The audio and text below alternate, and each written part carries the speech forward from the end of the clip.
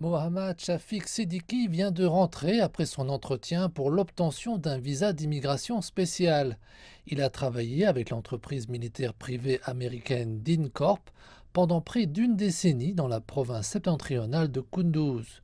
Kunduz est maintenant devenue la ligne de front des combats et comme Mohammad Shafik Siddiqui, beaucoup ont fui la province pour échapper à la violence.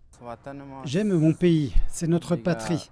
J'adorerais rester ici, mais vous voyez comme la vie devient difficile ici. Chaque jour, nous perdons des proches et le sang continue à couler. Si la situation continue comme ça et empire, je suis presque sûr que tout le monde préférerait fuir. Alors que les États-Unis continuent à retirer leurs troupes, Mohammad Shafik Siddiqui craint que ses compatriotes qui ont servi aux côtés des troupes américaines soient en grand danger et il redoute qu'ils soient pris pour cible alors que les États-Unis se retirent militairement. Le gouvernement américain s'est engagé à relocaliser plusieurs milliers d'Afghans qui ont aidé les États-Unis en Afghanistan. Mais comme Mohammad Shafik Siddiqui, les Afghans craignent qu'il soit difficile de terminer l'ensemble du processus avant un retrait complet. Après la décision de Washington de retirer les forces américaines d'Afghanistan, de nombreux journalistes éminents, membres de la société civile et militantes des droits des femmes ont quitté l'Afghanistan.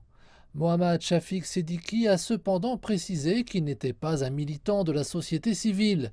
Il a dit être toujours inquiet pour sa sécurité, mais en raison de son travail aux côtés des forces américaines. Après 2018, j'ai décidé de quitter l'Afghanistan.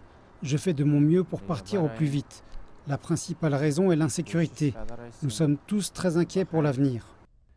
Les ingénieurs et d'autres Afghans occupant d'autres rôles essentiels craignent de devenir des cibles des talibans une fois les forces américaines parties. Sachant que la date limite du retrait des troupes est dans moins de 2 mois, de nombreux Afghans font de leur mieux pour s'assurer un avenir à l'extérieur du pays.